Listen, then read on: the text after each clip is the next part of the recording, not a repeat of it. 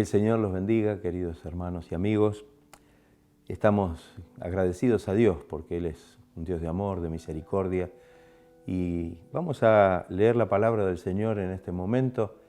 Los invito a leer en el Evangelio según San Juan, capítulo 6, y leemos los versos del 25 en adelante. Dice así la palabra del Señor. Y hallándole al otro lado del mar, le dijeron: Rabí, ¿cuándo llegaste acá? Respondió Jesús y les dijo: de cierto os digo que me buscáis, no porque habéis visto las señales, sino porque comisteis el pan y os saciasteis. Trabajad no por la comida que perece, sino por la comida que a vida eterna permanece, la cual el Hijo del Hombre os dará, porque a éste señaló Dios el Padre. Entonces le dijeron: ¿qué debemos hacer para poner en práctica las obras de Dios? Respondió Jesús y les dijo: esta es la obra de Dios, que creáis en el que Él ha enviado. Le dijeron entonces: ¿qué señal, pues, haces tú para que veamos y te creamos? ¿Qué obra haces? Nuestros padres comieron el maná en el desierto, como está escrito: pan del cielo les dio a comer. Y Jesús les dijo: de cierto os digo, no os dio Moisés el pan del cielo, mas mi Padre os da el verdadero pan del cielo. Porque el pan de Dios es aquel que descendió del cielo y da vida al mundo. Le dijeron: Señor, danos siempre de ese pan. Jesús les dijo: yo soy el pan de vida. El que a mí viene nunca tendrá hambre, y el que en mí cree no tendrá sed jamás. Qué importante este texto, su contenido, porque allí el Señor se revela de una manera maravillosa. Quizá cuando nos ubicamos un poco en la situación, debemos recordar que el Señor había dado de comer a esas 5.000 personas milagrosamente, multiplicando los panes y los peces, los 5 panes y los 2 peces. Y después que se dio esto, el Señor despidió a la multitud y viajó esa misma noche con sus discípulos hasta la otra orilla del lago de Genesaret, del mar de Galilea. Al día siguiente la gente, viendo que no estaba Jesús ni sus discípulos, subiendo a unas barcas que habían llegado desde Tiberias, cruzaron el mar buscando a Jesús. Y cuando le hallaron del otro lado, o sea, cerca de la zona de Capernaum, le preguntaron: Maestro, ¿cuándo llegaste acá? El Señor conoce nuestros corazones. Y el Señor conocía el corazón de toda esta gente que había hecho ahora este esfuerzo. No solamente habían ido rodeando el lago primero para seguir a donde iba Jesús con sus discípulos, que fue donde realmente les dio el pan, donde multiplicó el pan, sino que ahora lo habían seguido de nuevo hasta la otra orilla. El Señor conocía el corazón de ellos y sus pensamientos, y realmente qué era lo que había dentro de sus vidas. Ellos solo pensaban en el milagro, en el beneficio material, en haber llenado sus estómagos, sin tener en cuenta el significado espiritual de la obra que el Señor había hecho. Somos realmente personas que solamente vemos lo material muchas veces y no nos damos cuenta que cuando estamos en contacto con el Señor y cuando venimos al Señor, más allá de lo que el Señor puede obrar en nuestra vida a nivel físico o a nivel material, el Señor tiene un propósito espiritual para con nosotros. Nos podemos preguntar, entonces, ¿por qué buscaban a Jesús?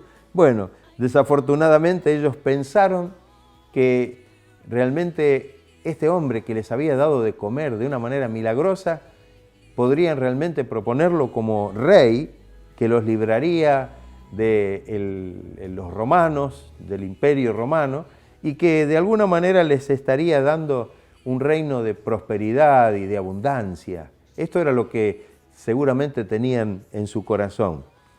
Tal vez a otros les atraía solamente la curiosidad de ver los milagros o las obras que el Señor hacía, pero el Señor, cuando les responde a la pregunta que ellos le hicieron, el Señor les dice: de cierto os digo, que me buscáis no porque habéis visto las señales, sino porque comisteis el pan y os saciasteis. Es decir, no habían visto realmente la obra de Dios a través de esa señal como para creer en la palabra que Jesús les había hablado.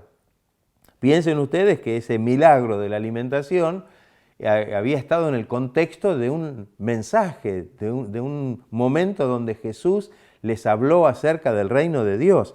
No recordaban tal vez lo que Jesús les había dicho, solamente en ellos estaba el concepto de que les había dado de comer. Tenemos que decir que hoy mucha gente tiene esta misma actitud frente al Señor. Le interesa lo material. Vemos que mucho del evangelio que en este tiempo se predica solamente está apuntando a lo material y pasa por alto lo fundamental o lo espiritual, que es realmente la verdadera necesidad del ser humano, que es la necesidad interior, la necesidad espiritual. Inclusive hay personas que hasta se llaman cristianos y que pueden hasta asistir a la iglesia, pero en realidad no lo hacen con una verdadera fe en la verdad del evangelio, sino esperando recibir alguna bendición o alguna cosa que necesitan en sus vidas. El Señor sabía perfectamente lo que había en el corazón de ellos. Realmente aún los dirigentes espirituales del pueblo no tenían claro esto. Ellos esperaban la venida del Mesías, esperaban la venida del enviado de Dios, pero en sus mentes y en sus corazones estaba el deseo que este fuera un líder tal vez que los librara solamente de la dominación del Imperio Romano y que les proveyera realmente una vida holgada, una vida de prosperidad. Esto era lo que había en el corazón de ellos. El profeta Isaías, ya en la antigüedad, ya muchos años antes, casi 750 años antes de Jesús, había dicho estas palabras, capítulo 55, versículos 2 y 3. ¿Por qué gastáis el dinero en lo que no es pan y vuestro trabajo en lo que no sacia? Oídme atentamente y comed del bien, y se deleitará vuestra alma con grosura. Inclinad vuestro oído y venid a mí, oíd y vivirá vuestra alma, y haré con vosotros pacto eterno, las misericordias firmes a David. Fíjese cómo el Señor les estaba hablando, ¿no? Y cuando miramos esto, así como sus antepasados se ve que tenían el mismo problema, los judíos de ese tiempo y como la gente de hoy día, realmente también muchas veces gastan su fuerza, su energía en buscar solamente cosas que nunca pueden satisfacer la vida espiritual, solamente cosas materiales. El Señor les dice entonces que deben realmente abrir sus corazones y deben creer en aquel a quien Dios había enviado. En vez de poner la mira en el pan o la multiplicación del pan o en algún milagro específicamente, tenían que poner la mira en Cristo, que era el enviado de Dios, porque Él era la vida eterna. En Juan 17:3 dice, y esta es la vida eterna, que te conozcan a ti, el único Dios verdadero, y a Jesucristo, a quien has enviado. ¿Se dan cuenta? Qué importante que podamos tener este concepto. Hoy sucede mucho de lo que estamos leyendo aquí en la palabra de Dios. El versículo 27 dice, trabajad por la comida que a vida eterna permanece. Ellos se habían esforzado, habían ido primero del otro lado del lago y ahora estaban viniendo del lago para este lado de nuevo, cruzando nuevamente el mar de Galilea, el lago de Genesaret, buscando al Señor, pero todo ese esfuerzo puesto solamente en buscar una bendición material. Tenemos la tendencia, como seres humanos, de aferrarnos a lo material. Tenemos la tendencia de valorar solamente las cosas que tienen que ver con la vida diaria, con las cosas de necesidad diaria. Por supuesto que tenemos necesidades que deben ser suplidas, por supuesto que tenemos necesidades diarias, pero ¿saben una cosa? El Señor enseñó muy claramente acerca de esto. Y cuando habla sobre el afán y la ansiedad, dice, pero buscad primeramente, en primera instancia, como prioridad, el reino de Dios y su justicia. Y todas las demás cosas, la comida, el vestido y todo lo que necesitamos en nuestra vida vendrá por añadidura. Qué importante esto. El Señor realmente estaba dispuesto a suplir todas sus necesidades, pero ellos debían realmente poner su mira en el Señor. El ser humano fue dañado por el pecado. El ser humano realmente está sufriendo una terrible condición y sin la ayuda del Espíritu de Dios, sin la ayuda de Dios, sin la ayuda divina, es imposible que el ser humano pueda conocer verdaderamente al Señor en espíritu y en verdad. Y esa obra la realiza cuando venimos con un corazón abierto, el Espíritu Santo en nuestra vida. Cuando Jesús habló acerca de la promesa del Espíritu, dice que el Espíritu de Dios vendría para convencer al mundo de pecado, de justicia y de juicio. Es el que puede producir en nosotros la convicción que necesitamos para acercarnos al Señor. La segunda parte del versículo 27 dice, leyendo todo el versículo, la comida que a vida eterna permanece, la cual el Hijo del Hombre os dará. El Señor dice aquí que Él mismo daría esta comida que permanece para siempre, para vida eterna. Esto es algo importante. La vida venía del Señor y ellos, en vez de poner las cosas en las provisiones, tenían que ponerla en el proveedor.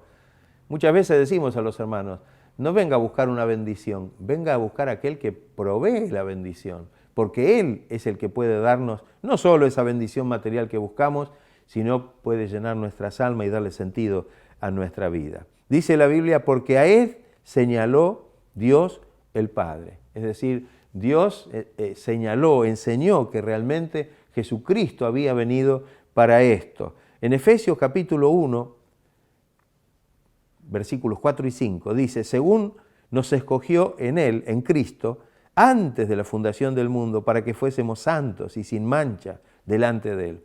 En amor, habiéndonos predestinados para ser adoptados hijos suyos por medio de Jesucristo, según el puro afecto de su voluntad. Aún antes de que se hiciera el mundo, antes de la fundación del mundo, Dios ya había preparado a Jesucristo para venir a darnos salvación. Dios, en su conocimiento de todas las cosas, en su omnisciencia, en su presciencia, en su conocimiento anticipado de todas las cosas, había ya preparado a Jesucristo para traernos salvación. En su nacimiento, cuando leemos el Evangelio de Mateo, dice, y dará a luz un hijo y llamará su nombre Jesús, porque Él salvará a su pueblo de sus pecados. Estaba anunciado de que este que nacía de una manera tan particular venía de Dios y venía para salvar, para traer salvación. En el bautismo, cuando Jesús es bautizado, dice que el Espíritu Santo vino sobre Él. Ahí leemos en Marcos 1, 10 y 11. Y dice, y el Espíritu Santo vino sobre Él y el Padre desde el cielo dijo, tú eres mi Hijo amado, en ti tengo complacencia. ¿Se da cuenta? Estaba revelando, Dios estaba realmente y señalando a Jesucristo como el Salvador. ¿Qué debemos hacer para poner entonces en obra en práctica las obras de Dios? Preguntaron ellos. Tenían en su mente que, como venían de esa raíz legal, pensaban que debían hacer algo para poder alcanzar la bendición. En el versículo 28 está esta pregunta. Ellos creían que se iban a ser merecedores de la salvación si hacían algo, si realmente debían, hacer alguna obra que el Señor ahora les tendría que decir o enseñar. En definitiva, esta tendencia es la que a veces tenemos todos también. Creemos que podemos ganar nuestra salvación. ¿Qué nos va a costar a nosotros ser salvos? ¿Qué es lo que debemos hacer? Muchas de las personas que se acercaron al Señor hicieron esta pregunta. ¿Qué debo hacer para ser salvo? ¿Y cuántas veces tenemos esta pregunta en el corazón? ¿Qué debo hacer para recibir la salvación? Y sabe una cosa, es que no somos salvos por lo que nosotros podamos hacer, sino que somos salvos por lo que Cristo hizo por cada uno de nosotros. La ley de Dios, la ley, el decálogo, puso en evidencia la incapacidad del hombre para cumplir las demandas de Dios. Dios sabe que el hombre, por hacer cosas conforme a la ley, era imposible que pudiera alcanzar la salvación. Pero justamente la ley entonces nos lleva a aquel que sí nos puede salvar, que sí puede justificarnos y darnos salvación. En Romanos capítulo 10, versículos 8 y 9, dice: esta es la palabra de fe que predicamos, que si confesares con tu boca y que Jesús es el Señor, y creyeres en tu corazón que Dios le levantó de los muertos, serás salvo. No habla de que habría que cumplir algún mandamiento específico para poder alcanzar la salvación. Esta, el Señor les respondió, esta es la salvación, esta es la obra de Dios, que creáis en el que Él ha enviado. Esa es la obra que debemos hacer. Creer en el Señor, abrir nuestro corazón, confesarlo con nuestra boca, creerlo en nuestro corazón. Enseguida ellos le preguntaron: ¿qué señal haces para que te creamos? En el versículo 30.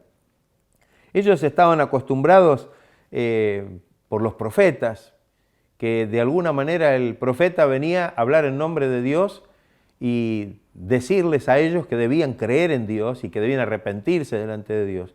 Pero el mensaje de Jesús tenía una característica diferente.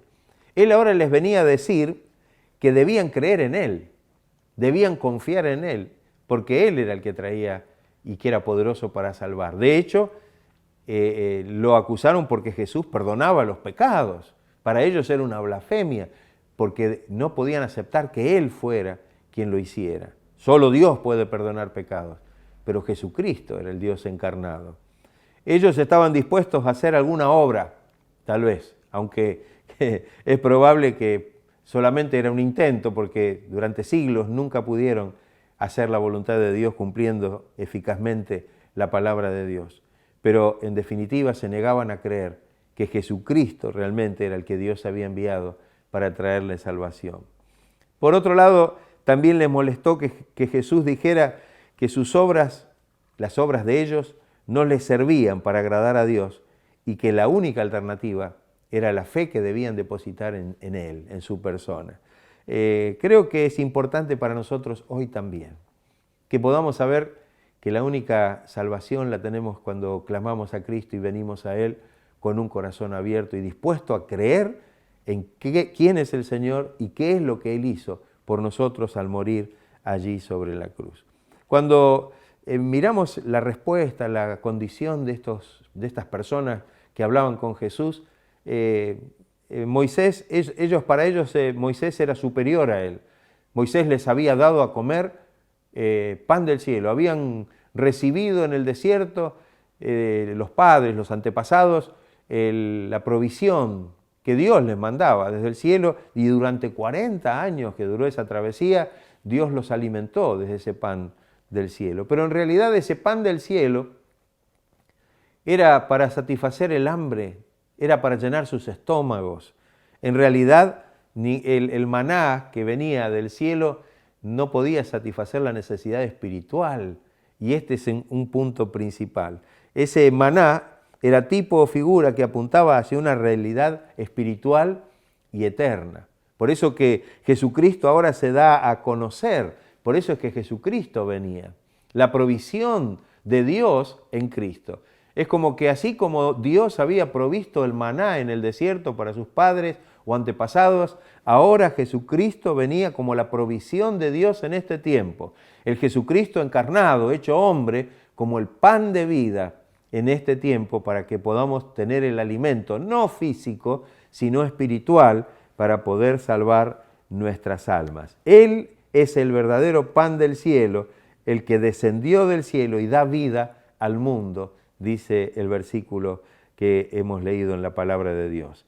Él era la señal que el Padre les había dado, se estaba refiriendo a su encarnación, que podamos comprender que realmente Él es el que Dios ha enviado para que por medio de Él obtengamos salvación. Fíjese que las personas buscan otros mediadores, ¿no? ¿Cuántos mediadores han aparecido? Y sin embargo hay un solo mediador entre Dios y el hombre, y este es Jesucristo, hombre. Cuando ellos escuchan esto, la pregunta de ellos es insólita. En el versículo 34 la petición de ellos dice: Señor, danos siempre de este pan. Jesús les había dicho que Él era el pan. Jesús les había dicho que Él era el que había descendido del cielo. Ahora, después de estas palabras, hacen esta pregunta. Es evidente que no habían entendido no habían comprendido ni aceptado lo que el Señor les había dicho anteriormente. Todavía seguían pensando en el pan que habían comido sus antepasados en el desierto y que de alguna manera Jesús les podía proveer algo similar. Creo que la culminación de esta palabra, de este mensaje que el Señor quiere dejar, se resume en el versículo 35, cuando el Señor les dice: yo soy el pan de vida. Jesús quería decir que realmente Él era el verdadero pan del cielo.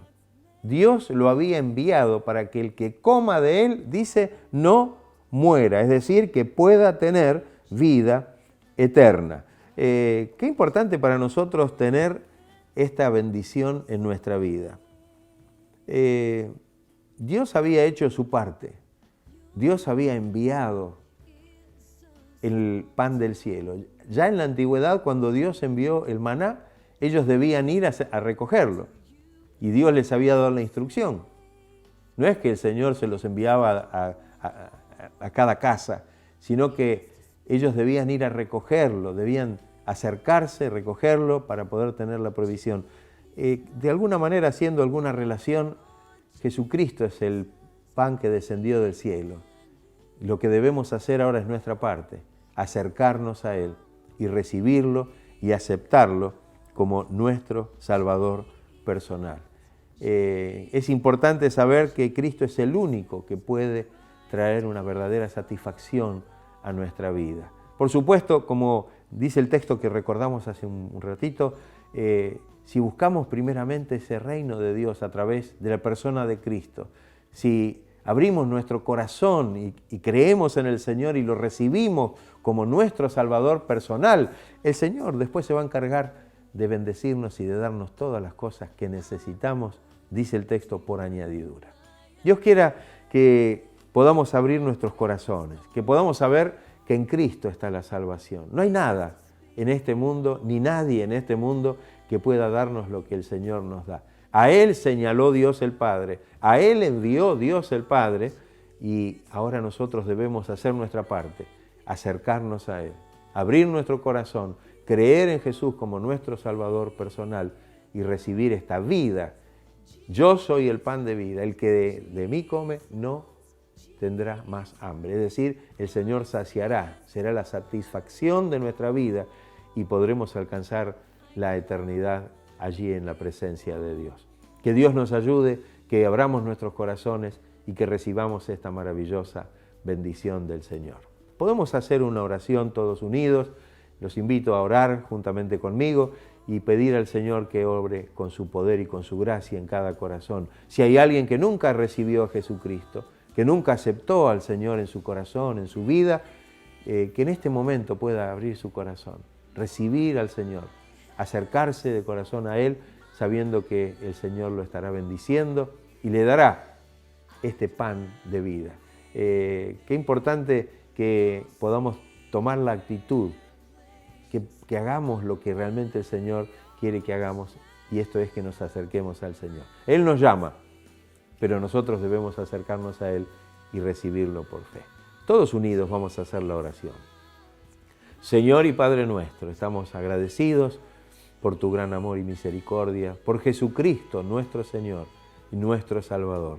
Pedimos, Señor, que obres en cada corazón, en cada vida, Señor, de quienes han escuchado tu mensaje, tu palabra, por aquellos que aún no te han recibido, Señor, que puedan sentir el toque divino de tu Espíritu Santo, trayendo convicción en sus corazones para poder abrirlos, para poder creer en ti y recibir esta salvación tan maravillosa.